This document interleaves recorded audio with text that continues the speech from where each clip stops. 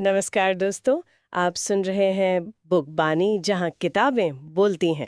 हर episode में हम आपके लिए लाते हैं पंजाबी, हिंदी और अंग्रेजी किताबों का सार, ताकि हर किताब की सोच आपके दिल तक पहुंच सके। तो चलिए शुरू करते हैं एक नए सफर की किताबों की दुनिया में। आज हम बात करेंगे मुंशी प्रेमचंद के कालजयी उपन्यास गोदान की। हाँ, और ये सिर्फ एक कहानी नहीं बल्कि भारतीय किसान के जीवन का एक दर्दनाक दस्तावेज है। आज हम इसके सभी अध्यायों के सार के माध्यम से होरी के सपनों, उसके संघर्षों और समाज की जो कठोर सच्चाइयां हैं उनकी गहराई से पड़ताल करेंगे। बिल्कुल। और मुझे लगता है कि आज की चर्चा के लिए सबसे अच्छा तरीका ये होगा कि हम अध्याय दर अध्याय जाने के बजाय उन फंदों या ट्रैप्स पर ध्यान दें जो प्रेमचंद ने होरी के लिए बिछाए हैं। ये बहुत दिलचस्प तरीका है। तो पहला और शायद सबसे बड़ा फंदा है गरिमा का फंदा, जो उस गाय के रूप में सामने आता है ना? बिल्कुल सही पकड़ा आपने। देखिए, वो गाय यहाँ सिर्फ एक जानवर नहीं है। होरी के लिए वो एक तरह से सामाजिक सम्मान का टिकट है। अच्छा। उस समाज में अगर आपके दरवाजे पर गाय बंधी है तो मतलब आप एक पूरे किसान हैं, आपकी इज्जत है। होरी इसी इज्जत के लिए भूखा है। मतलब उसकी गरीबी सिर्फ पैसों की नहीं है, सामाजिक भी है। हाँ। और वो इस सामाजिक गरीबी को एक गाय खरीदकर मिटाना चाहता है। और यहीं पर उसकी पत्नी धनिया की सोच उससे अलग हो जाती है। वो ज्यादा यथार्थवादी है। बहुत ज्यादा। वो जानती है कि उनकी आर्थिक हालत ऐसी नहीं है कि वो इज्जत खरीदने का जोखिम उठा सकें। वो होरी को रोकती भी है। लेकिन होरी समाज की बनाई इस इज्जत की धारणा में इतना इतना डूबा हुआ है कि उसे धनिया की बातें समझ ही नहीं आती। और यही तो उस फंदे की असली ताकत है। सिस्टम आपको बताता है कि सफलता और सम्मान का मतलब क्या है। इस केस में एक गाय। फिर आप उसे पाने के लिए अपनी पूरी जिंदगी दांव पर लगा देते हैं। तो होरी कर्ज लेकर गाय खरीदता है। हाँ। और एक पल के लिए उसे लगता है कि उसने सब कुछ पा लिया, पर असल में यहीं से उसके सब कुछ खोने की शुरुआत होती है। हाँ, क्योंकि जैसे ही गाय घर आती है, दूसरा फंदा सामने आ जाता है। वो है समुदाय का फंदा। बिल्कुल। गांव की पंचायत, जिसे न्याय का प्रतीक होना चाहिए, वो असल में शोषण का एक औजार बन जाती है। और वो भी बिना किसी सबूत के। सिर्फ ईर्ष्या और अफवाहों के आधार पर होरी को दोषी ठहरा दिया जाता है। ये बहुत महत्वपूर्ण हिस्सा है। प्रेमचंद दिखा रहे हैं कि समुदाय, जो एक व्यक्ति की ताकत होनी चाहिए, वही उसकी सबसे बड़ी कमजोरी कैसे बन जाता है। मतलब पंचायत में बैठे लोग उसकी मदद करने के बजाय वो उसकी तरक्की से जलते हैं।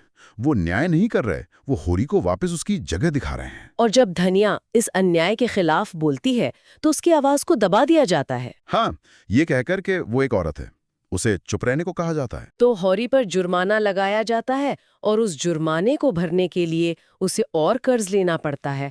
मतलब गरिमा पाने की कोशिश में वो समुदाय के जाल में फंसा। और उस जाल से निकलने के लिए वो महाजन के कर्ज के जाल में और गहरे धंसता चला गया। ये तो एक ऐसा चक्र है जिससे निकलना नामुमकिन सा लगता है। यही तो त्रासदी है। और हुरी क्या करता है? वो अपनी इस हालत के लिए अपनी किस्मत को दोष देने लगता है। वो सिस्टम को नहीं देख पाता। वो ये नहीं समझ पाता कि ये सब कुछ रचा हुआ है ताकि वो कभी ऊपर न उठ सके। देखिए, जब शोषित व्यक्ति अपने शोषण का कारण व्यवस्था की जगह किस्मत को मानने लगे तो शोषक की जीत पक्की हो जाती है। तो जब हम देखते हैं कि होरी की पीढ़ी इस तरह पूरी तरह से फंस चुकी है, तो सवाल उठता है कि क्या कोई उम्मीद है? और यहीं पर प्रेमचंद अगली पीढ़ी को लाते हैं। हाँ, होरी के बेटे गोबर को। और गोबर अपने पिता से बिल्कुल अलग है। वो सवाल करता है।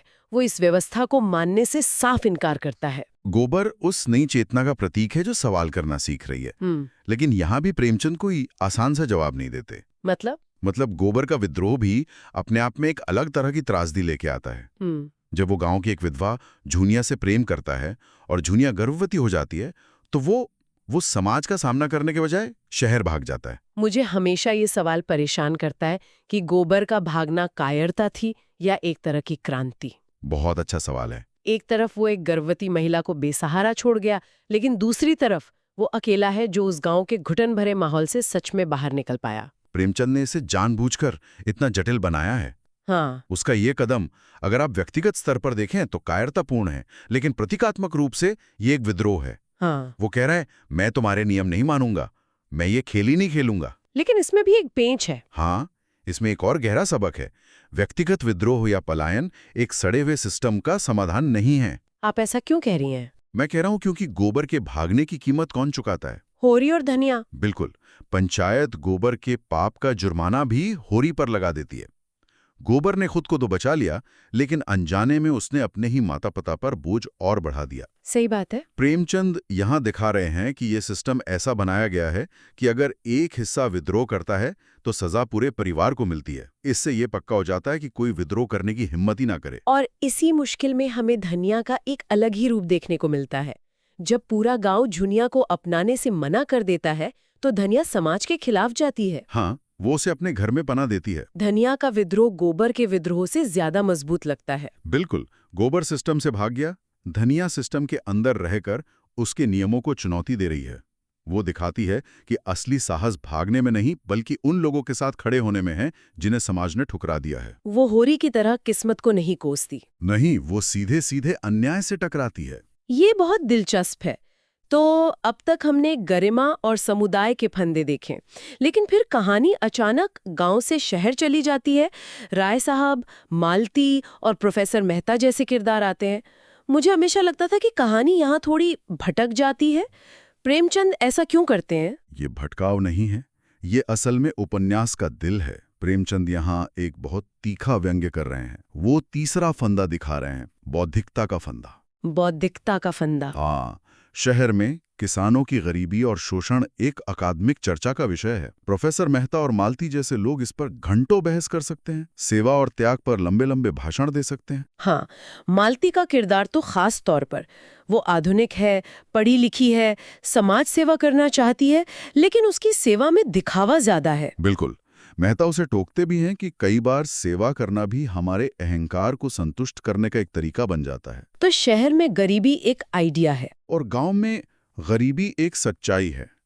शहर के किरदारों के लिए ये एक समस्या है जिसे सुलझाना है। होरी के लिए ये वो हवा है जिसमें वो सांस लेता है। अच्छा। प्रेमचंद शहर और गांव की दुनिया को एक साथ रखकर ये दिखा रहे हैं कि जो लोग समाधान देने का दावा करते हैं वो समस्या की असलियत से कितने दूर हैं। उनकी बौद्धिक बहसों और होरी के भूखे पेट के बीच एक बहुत गहरी खाई है। तो क्या प्रेमचंद ये कह रहे हैं कि पढ़ा लिखा शहरी वर्ग पाखंडी है? पाखंडी से ज्यादा वो असंगत हैं। मतलब वो सही बातें जानते हैं लेकिन उसे अपने जीवन में उतार नहीं पाते। जैसे मेहता। हाँ, जैसे मेहता। वो विवाह और स्त्री पुरुष संबंधों पर बहुत ऊंची ऊंची बातें करते हैं लेकिन खुद मालती के प्रति अपने आकर्षण से जूझ रहे हैं। ये दिखाता है कि सिर्फ ज्ञान होना काफी नहीं है जब तक उसे जिया ना जाए। और ये सब जब शहर में चल रहा होता है। ठीक उसी वक्त गांव में होरी तिल तिल कर मर रहा होता है।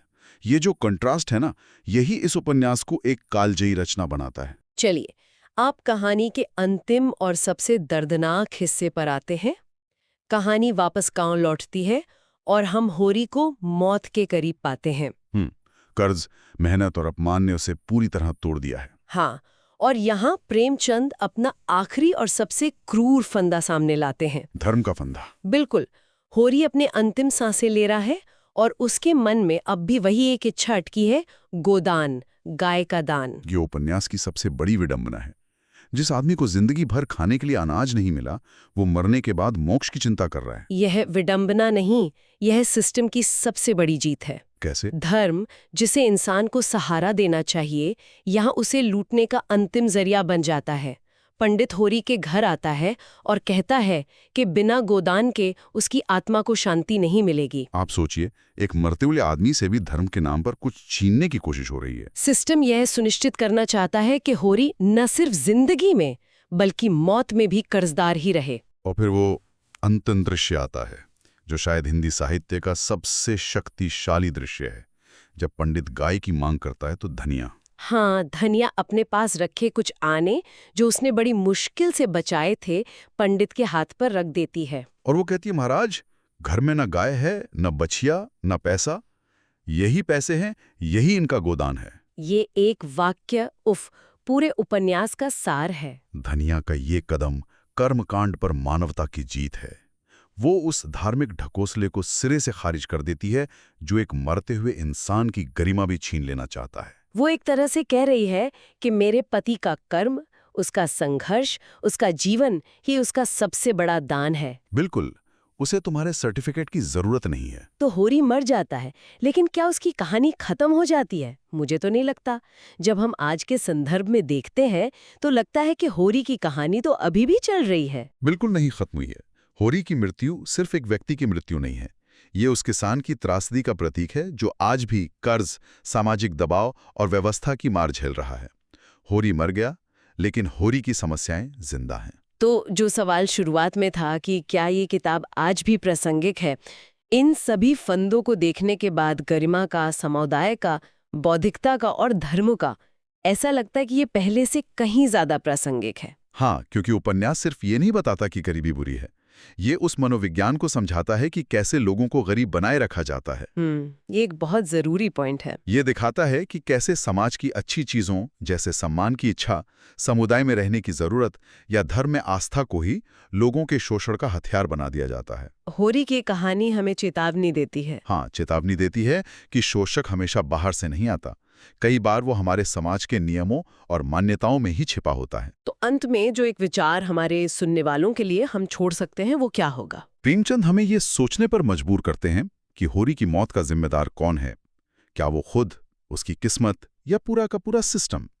और वो इस सवाल का जवाब दिए बिना कहानी खत्म कर देते हैं। हाँ, ये सवाल तो मन में रह जाता है। तो मैं सुनने वालों के लिए ये विचार छोड़ना चाहूंगा, प्रेमचंद ने हमें सिर्फ ये नहीं दिखाया कि गरीबी कैसे इंसान को मारती है, उन्होंने दिखाया कि कैसे गरिमा का विचार, इज्जत की धारणा लोगों को गरीब बनाए रखने के लिए इस्तेमाल की जा सकती है। होरी एक अच्छी जिंदगी के प्रतीक यानी गाय के पीछे भागते भागते मर गया, जबकि जिंदगी का असली सार उससे छीन लिया गया। तो आज का सवाल ये है कि हमारे आधुनिक समाज के गोदान क्या हैं? वो कौन सी चीजें हैं जिन्हें समाज हमें इज्जत और सफलता का प्रतीक बताकर हमारे पीछे लगा देता है और जिसकी कीमत हम अपनी असली जिंदगी और खुशी से चुकाते हैं? अगर आपको हमारी ये कहानी पसंद आई हो तो लाइक, शेयर और सब्सक्राइब करना मत भूलिए। कमेंट में जरूर बताइए कि अगली बार आप कौन सी किताब की समरी सुनना चाहेंगे। बुक बानी, जहां हर किताब बोलती है।